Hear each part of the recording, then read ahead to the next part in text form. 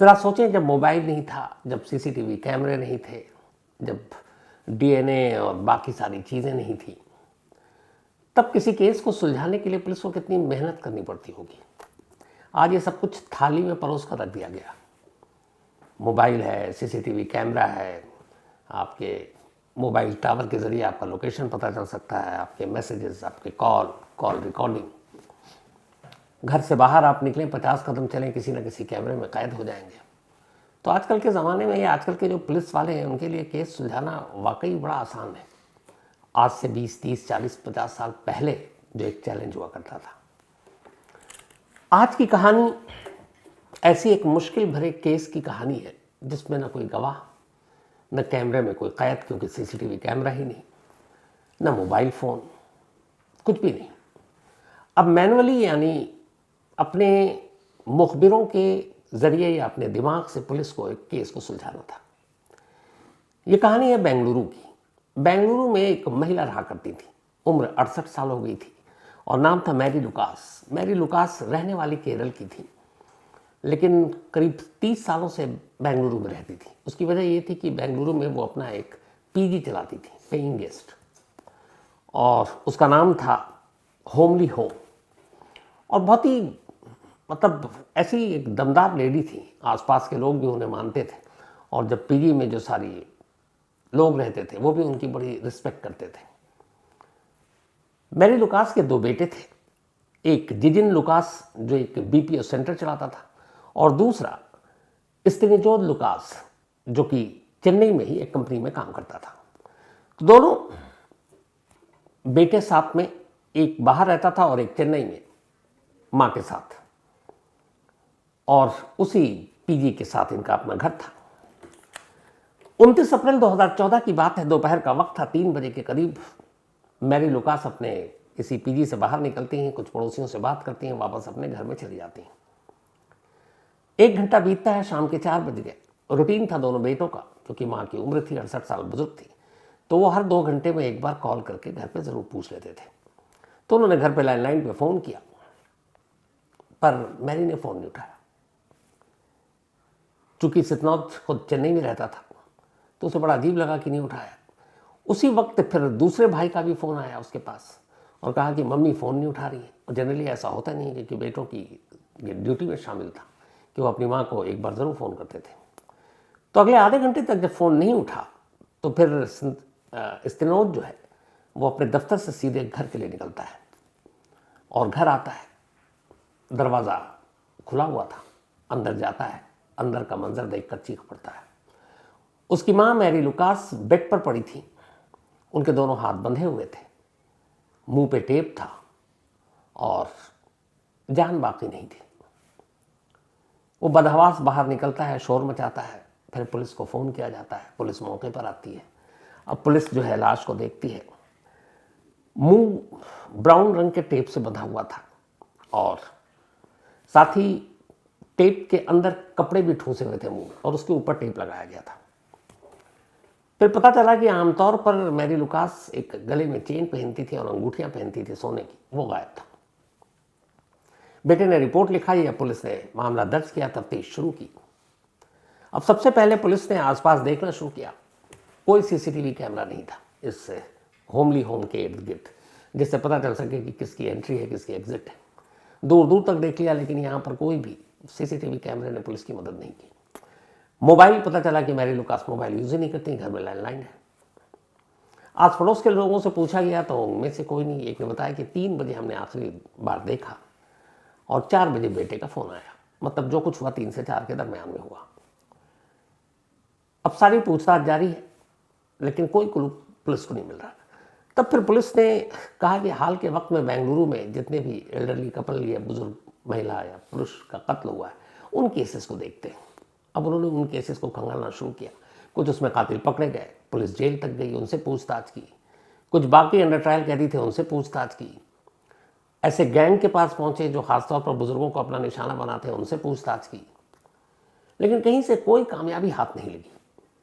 Mary Lucas का कत्ल एक रहस्य बना हुआ था। धीरे धीरे हफ्ता बीता, महीना बीता, पर कातिल का कोई सुराग नहीं मिला। इस दौरान में मैरी लुकास चूंकि केरल की रहने वाली थी और वहाँ पे बहुत पॉपुलर थी, उनके अच्छे अच्छे पॉलिटिशियन के साथ रिश्ते थे। कई महीने बीत गए, बेंगलुरु पुलिस केस को सुलझा नहीं पा रही। तब फिर उनके बेटों ने केरल में अपने संपर्क से कांटेक्ट किया और कहा कि इस तरीके से अभी हमें पता ही नहीं चल रहा कि मेरी माँ का कातिल कौन है। तो कहते हैं कि उस वक्त के चीफ मिनिस्टर ने फिर कर्नाटका के चीफ मिनिस्टर को फ़ोन किया और कहा कि इस केस में आप प्लीज़ मदद कीजिए जांच करने में। अब इसके बाद पुलिस वालों पर भी प्रेशर आना शुरू हुआ, यहाँ तक कि उस वक्त के जो वहाँ एडिशनल कमिश्नर थे उन्होंने आईओ को बुलाकर ये कहा कि अगर तुम लोगों से नहीं हो रहा तो इसको फिर हम CID को सौंप देते हैं, और या फिर तुम्हें लगता है कुछ नहीं है तो क्लोजर रिपोर्ट दाखिल कर दो, क्योंकि दबाव बहुत ज़्यादा है। बट आईओ ने कहा कि नहीं साहब, हमें थोड़ा सा वक्त दीजिए, ये भी हमारे लिए चैलेंजिंग केस है। अब चौतरफा दबाव, पुलिस ने हर तरह से फिर से नए सिरे से छानबीन शुरू की। ये भी पता किया कि मैरी लुकास के अपनी फैमिली में से तो कोई किसी से झगड़ा नहीं है, प्रॉपर्टी केरल में क्या है, दोनों बेटों का सब कुछ ठीक है। लेकिन हर जांच एक एंड पर जाकर खत्म हो जाती है और पुलिस के हाथ कुछ नहीं लगता। पुलिस ने आसपास के सारे जितने ऐसे क्रिमिनल थे या जो बुजुर्गों को मार चुके थे उन सबको कई बार टटोला, कोई फायदा नहीं। धीरे धीरे वक्त बीतता रहा, लगभग 1 साल अब पूरा होने वाला था। 29 अप्रैल 2014 को मैरी का कत्ल हुआ था और अब फरवरी 2015 आ चुका था। फरवरी 2015 में अचानक इस केस के आईओ को एक खबर मिली थी। खबर ये कि बेंगलुरु के इस जगह से थोड़ी दूरी पर एक वार्थर पुलिस स्टेशन है और उस वार्थर पुलिस स्टेशन के एरिया में 65 साल की एक लेडी का कत्ल हुआ है, जिनका नाम था मंजुलम्मा। मंजुलम्मा का कत्ल हुआ और मंजुलम्मा के कत्ल के बाद घर से कातिल करीब 10 लाख रुपए कैश और ज्वेलरी अपने साथ ले गए। यह खबर जब अखबार में भी आई और इस थाने के लोगों को पता चला, आईओ को, तो इसमें सिर्फ एक चीज़ थी जिसने थोड़ा सा इनके कान खड़े हुए, वो ये कि 65 ईयर ओल्ड लेडी और सारे गहने भी लूट लिए, सेम मैरी लुकास की तरह। लेकिन फिर जब इन्होंने थाने में फ़ोन किया तो एक ऐसी चीज़ उस थाने के पुलिस वाले ने बताया जिससे आईओ को लगा कि मुझे फ़ौरन वार्थर थाना जाना चाहिए। उसने कहा कि जो लाश मिली थी मंजुलम्मा की, उसके हाथ पैर बंधे हुए थे और मुंह पे ब्राउन टेप लगा हुआ था। जैसे ही ब्राउन टेप की बात सुनी, आईओ को लगा कि तो सेम मैरी लुकास के साथ हुआ था, मतलब तरीका एक था। उसने कहा ठीक है, मैं आ रहा हूँ। अब वो वहाँ पहुँचते हैं, लाश को देखते हैं। जो ब्राउन टेप था लगभग सेम था जो मैरी लुकास को मारने के बाद मुंह पर चिपकाया गया था। अब आईओ को थोड़ी सी उम्मीद की रोशनी दिखाई देती है, क्योंकि वो पुराना टेप भी उनके पास मालखाने में, इस टेप को भी उन्होंने मिलाया और लगभग हूबहू सेम टेप। अब ये था कि मलियम्मा के कातिल पकड़े जाएं तो आगे कुछ मदद मिले। जल्दी एक अच्छी खबर आई। जो वार्थर पुलिस है उसने 26 फरवरी 2015 को, मतलब कत्ल के करीब 16 दिन बाद, 4 लोगों को गिरफ्तार किया और इन चारों को मंजुलम्मा के कत्ल के इल्जाम में गिरफ्तार किया गया। इनमें से 2 तमिलनाडु के थे, 2 कर्नाटक के थे। पुलिस ने उनसे पूछताछ की। जब पूछताछ की तो उन्होंने अपना जुर्म कबूल कर लिया। अब इधर ब्राउन टेप सिमिलरिटी मिल रही थी, मैरी लुकास के भी और इधर मंजुलम्मा के भी। कातिल पकड़े गए। फौरन जो मैरी लुकास के कत्ल की जांच कर रहे थे, इसका नाम था कतरनाहल्ली थाना, वहाँ के आईओ पहुँचते हैं वार्थर पुलिस स्टेशन और जाकर एक बार कातिल से पूछताछ करना चाहते थे। चूँकि एक ही स्टेट का मामला था, ज़्यादा अड़चन आई नहीं। वहाँ पहुँचे, जो मंजुलम्मा के कातिल थे 4, उनके साथ उन्होंने बैठ कर कहा कि आप पूछताछ करते हैं। पर तरीका ये अपनाया कि हर एक से अलग अलग पूछताछ करेंगे, एक साथ बिठा कर नहीं, और जब तक चारों से पूछताछ खत्म नहीं हो जाए चारों को एक साथ नहीं रखेंगे। तो उसी थाने में चारों को 4 अलग अलग कमरों में बिठा दिया गया। अब इसके बाद मैरी लुकास के जो आईओ थे, इन्वेस्टिगेटिंग अफसर, उनमें से एक एक को अपने कमरे में बुलाते, वहीं के SHO में, और उससे पूछताछ करते। सबसे इधर उधर घुमाकर पूछताछ कर रहे थे। वो सारे मंजुलम्मा के कत्ल की बात तो कबूल करते, लेकिन कहते कि मैरी लुकास के कत्ल से हमारा कोई लेना देना नहीं। कई राउंड की पूछताछ हो गई, लगा कि एक बार फिर हाथ खाली है। तभी आईओ को ख्याल आया कि चलो एक एक बार और पूछते हैं। और इस बार सवाल बहुत कम और छोटे होंगे। अब उन्होंने अलग से बुलाकर पूछना शुरू किया, अच्छा ये बताओ कि मंजुलम्मा के कत्ल में तुम लोगों को ये ख्याल कहाँ से आया कि इसके मुंह पर ब्राउन टेप लगाना चाहिए? पहले से पूछा, फिर दूसरे से पूछा, फिर तीसरे से पूछा, फिर चौथे से पूछा। जब इन चारों से पूछा तो पता चला कि 3 ने एक जवाब दिया और चौथे ने कहा कि साहब हमें पता नहीं। जिन 3 लोगों ने जवाब दिया, जिन 3 कातिलों ने, उसने कहा कि साहब ये ब्राउन टेप का आइडिया प्रभु का था। प्रभु उन 4 में से एक था जिसको मंजुलम्मा के कत्ल के इल्जाम में गिरफ्तार किया गया था। तो 3 ने तो कहा कि ये ब्राउन टेप का आइडिया प्रभु का था, लेकिन जब प्रभु से पूछा गया कि ये टेप का आइडिया कैसा था, उसने कहा मुझे नहीं मालूम, ये सब अचानक हुआ, कोई पहले से प्लानिंग नहीं थी। अब पुलिस को यहाँ पर डाउट हुआ। इसके बाद उन तीनों को अलग किया गया और प्रभु से पूछताछ शुरू हुई। उसे कहा गया कि तुम्हारा ये टेप का आइडिया कहाँ से था? वो कह रहा कि साहब ये अचानक था कि चीखे नहीं और इसलिए मुंह बंद करने के लिए ज़रूरी था। तो उसने कहा कि एक मैरी लुकास 1 साल पहले इसी तरीके से बेंगलुरु में मर्डर हुआ और उसके मुंह पर भी यही ब्राउन टेप था, तुमने कत्ल किया था। पहले तो वो घबराया, फिर बोला नहीं मेरा उस कत्ल से कोई लेना देना नहीं था। लेकिन फिर पुलिस ने उससे ढंग से पूछताछ की। वो बड़ा होशियार इनकार करता रहा। इस दौरान में मंजुलम्मा के घर पर जब कत्ल हुआ था तो उस कत्ल के दौरान वहाँ से फिंगरप्रिंट्स उठाए गए थे। जो मैरी लुकास का कत्ल हुआ था वहाँ से भी फिंगरप्रिंट्स उठाए गए थे। तो अब उस फिंगरप्रिंट्स जो था उससे अब प्रभु का मिलान कराया गया, एक जगह मैच कर गया। जब मैच कर गया तो प्रभु के पास कोई रास्ता नहीं था। फिर प्रभु ने कहा कि साहब ये इन्होंने किया तो था, लेकिन ये गैंग नहीं था, हमारा दूसरा गैंग था और उस दूसरे गैंग ने मैरी लुकास का कत्ल किया था।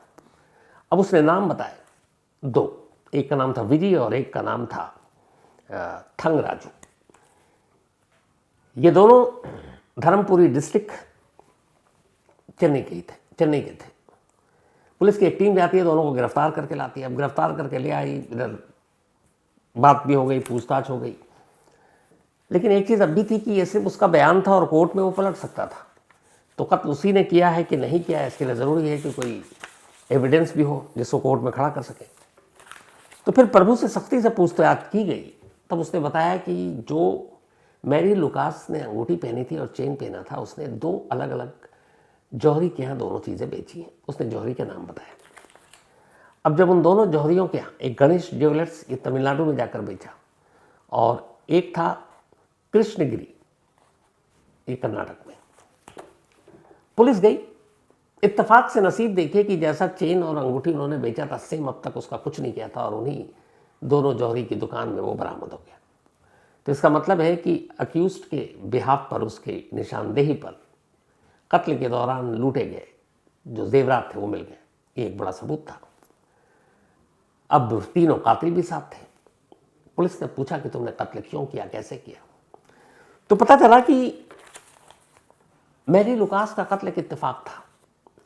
असल में हुआ ये था कि एक रद्दी वाला था, तो वो अक्सर उस इलाके में घरों में जाता और वहाँ पर रद्दियाँ बेचता था, मतलब ख़रीदता था। चूँकि मैरी लुकास का एक पीजी था और वहाँ पे सारे जो लोग रहते थे ज़्यादातर स्टूडेंट थे, तो न्यूज़पेपर पढ़ा करते थे, तो अक्सर न्यूज़पेपर जमा हो जाता, तो वो रद्दी वाला जाता और वो वहाँ से ख़रीदता था। अच्छा, इससे पहले जिस वक्त ये कत्ल हुआ मैरी लुकास का, तब पीजी में कुल 5 कमरे किराए पे चढ़े हुए थे। जिस दिन कत्ल हुआ वो पाँचों के पाँचों पीजी में थे ही नहीं, वो सब शाम को लौटे। पुलिस ने उनको पूरा टटोल लिया, खंगाल लिया, पता चला कि वाकई कत्ल के वक्त नहीं थे, तो उन्हें पहले ही क्लीन चिट दे दी गई थी। तो फिर ये हुआ कि इस रद्दी वाला जब भी जाता और देखता, रद्दी खरीदता, इसी दौरान में उसे सब कुछ पता चल गया कि हाँ मैरी लुकास एक बुजुर्ग लेडी है, उम्र 68 साल के आसपास, और अक्सर गहने पहने रहती है। रद्दी वाले ने प्रभु जो उसका दोस्त था उसे ये बात बताई। उसने कहा एक बड़ा सॉफ्ट टारगेट है, उस लेडी के पास काफ़ी गहने हैं, पीजी चलाती है, बेटे भी कमाते हैं और उसके घर में आसपास कोई रहता नहीं, बेटा सुबह चला जाता और रात को आता है, तो पूरे दिन वो अकेली रहती है, तो उसको आसानी से लूटा जा सकता है। प्रभु ने कहा ठीक है। फिर इन लोगों ने रेकी की और रेकी करके देख लिया कि मैरी लुकास का रूटीन क्या होता है। फिर ये भी देखा कि दोपहर के वक्त सारे पड़ोसी भी अपने अपने घरों में होते, सन्नाटा होता है।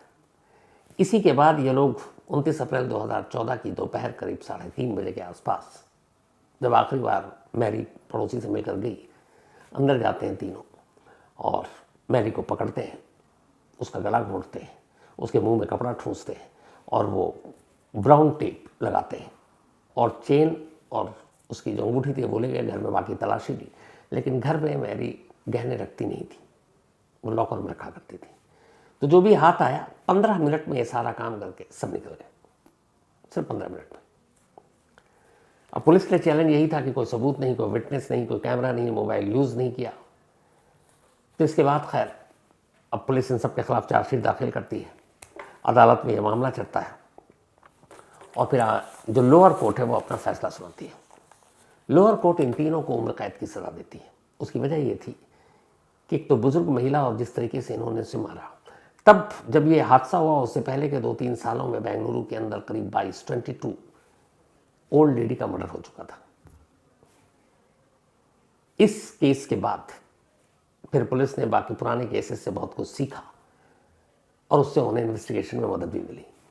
लेकिन आज भी बेंगलुरु पुलिस का ये मानना है कि ये वो केस था जिसमें कोई क्लू नहीं, कोई गवाह नहीं, कुछ भी नहीं था। सिर्फ और सिर्फ एक दूसरे थाने में एक दूसरे मर्डर में एक ब्राउन टेप यूज हुआ और उस ब्राउन टेप की वजह से पहले कत्ल का खुलासा हो गया। अगर ब्राउन टेप का यूज मैरी के कत्ल में ना होता तो शायद मैरी के कातिल आज़ाद होते। लेकिन 2 कत्ल, 1 साल का गैप और एक ही तरह का ब्राउन टेप, उसने इस केस को खोल दिया। इसलिए बार बार कहते हैं कि जो क्राइम में छोटी छोटी चीज़ें होती हैं, अगर आइए उस पर बारीकी से नज़र रखें तो फिर कातिल या मुजरिमों का बचना बड़ा मुश्किल है। इस केस को आज भी बेंगलुरु में ब्राउन टेप केस के नाम से याद किया जाता है। तो ये थी आज की कहानी।